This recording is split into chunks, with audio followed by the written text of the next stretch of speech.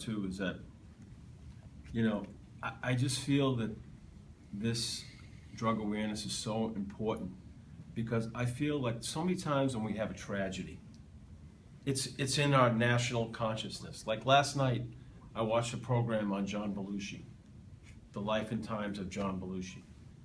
Great comic, brilliant. He died at 33 years old. And the woman that injected him, they called it a speedball, injected a combination of cocaine and heroin mixed together.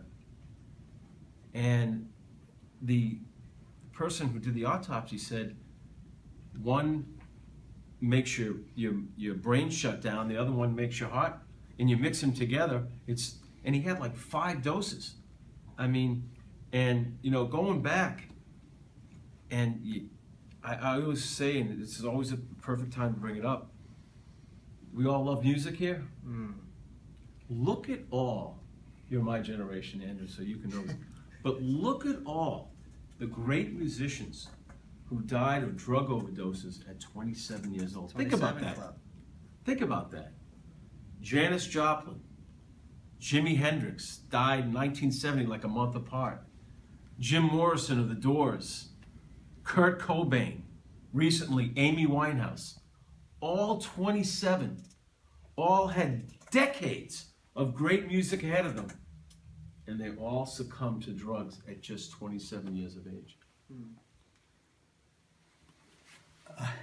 I'm speechless. I don't really know what to add to that. I mean, it's certainly a case of people on fire that burn out too fast.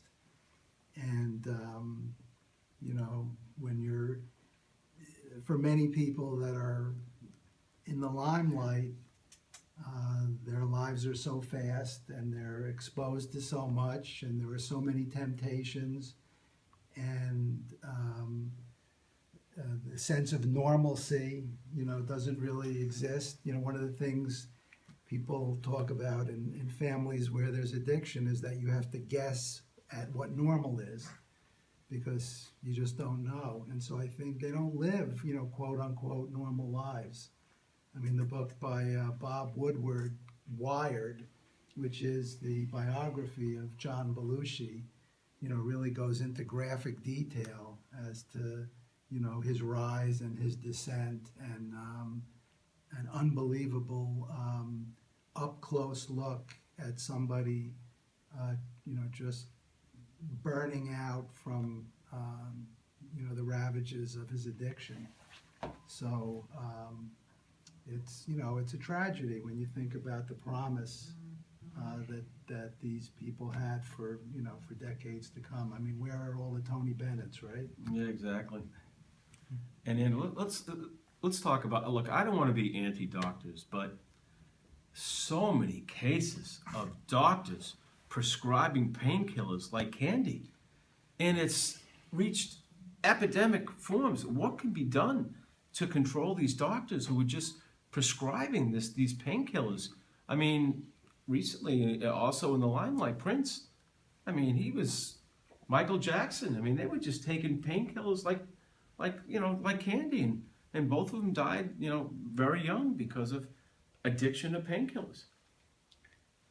Well, if I'm correct, and someone can correct me if I'm not, I think in both of those cases, the drugs that did them in the end were very powerful anesthetics, drugs that were used for surgery, that they were using for pain relief and also for sleeping.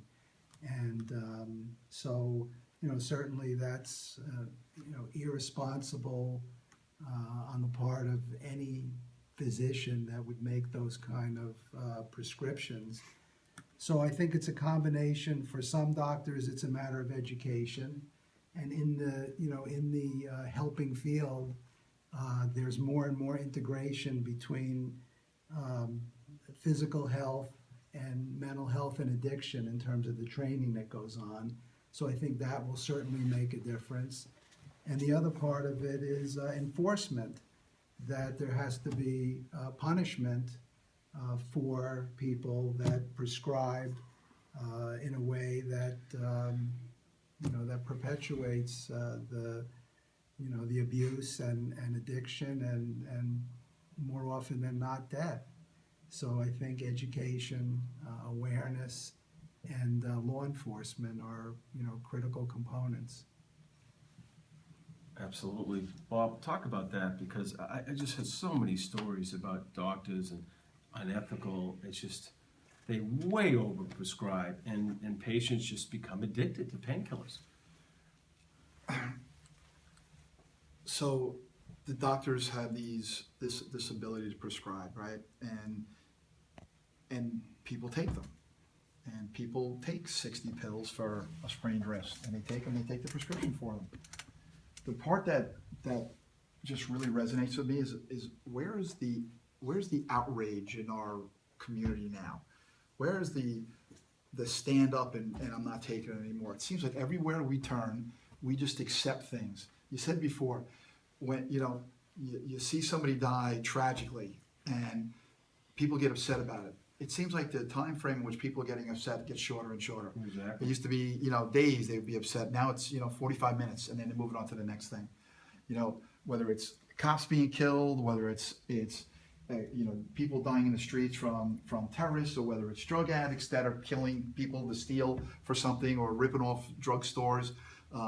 Whatever it is, there's outrage for a few minutes, and they're not doing anything about it. And they're not holding these doctors accountable. They're not calling these guys out. They're not saying, hey, I don't want this. I mean, some people, we see a little bit more of it now. I don't want 60 pills. I'll take 10. I don't want this anymore. I don't want to be part of that. I want to be part of the solution, not the problem. And we don't see it. It's just a casual, a non-confrontational, there's just no outrage anymore, and nobody wants to do anything to fight it. So until we kind of get that desire to fight back a little bit, people are just going to keep taking it from the doctors and saying, all right, I'll just take them, put them in the closet, or throw them out, and next thing you know, they're being used for illicit purposes. Absolutely. Stephen, I don't know if you were loved professional wrestling as well. I know I did as a kid, but Me too. bring that up. There's that so many professional wrestlers died in their 30s and 40s from being addicted to, whether it's steroids or painkillers. I mean, so many of them. I like one of my all-time favorite wrestlers, Bret Hart. I mean, he lost brother-in-laws, best friends, to suicide. Just so many that he lost to. It's so common. Yeah, well, that's, when I was a kid, I didn't know it wasn't real. Now they call it worldwide entertainment. But, for me as a kid, it was a real thing. And I wasn't aware of that, way back when. But certainly there's many stories about it. And I think you mentioned steroids, which we haven't really talked about. So I think certainly for athletes, mostly in the college and the professional level, to some extent, I would say in the high school level, whether it's bodybuilders or whether it's people involved in, high contact sports like football or entertainment sports like wrestling, they're the commodities. And in order for them to command the most attention and to generate the most revenue, they want to keep up with the Joneses. And the Joneses are their competitors. And this is in baseball as well. And if their competitors are using, so-called performance-enhancing drugs, whether it's going back some decade, dexedrine, speed, for, baseball players, which you didn't hear about, too much in a negative light back then, or whether it's, steroids in this day and age. It's really about, putting your health, giving your health a back seat to getting all of the rewards that come from doing that. And when Bob, you talk about, the outrage, there's really not much outrage from fans. They want to see Right. their heroes perform the best that they can. And I don't know that there's really much sympathy or concern from many fans as long as their team is winning, as long as their guy, is performing at the level that entertains them and, gives them the pleasure that they can. And the unfortunate thing is that this trickles down to, to teenagers.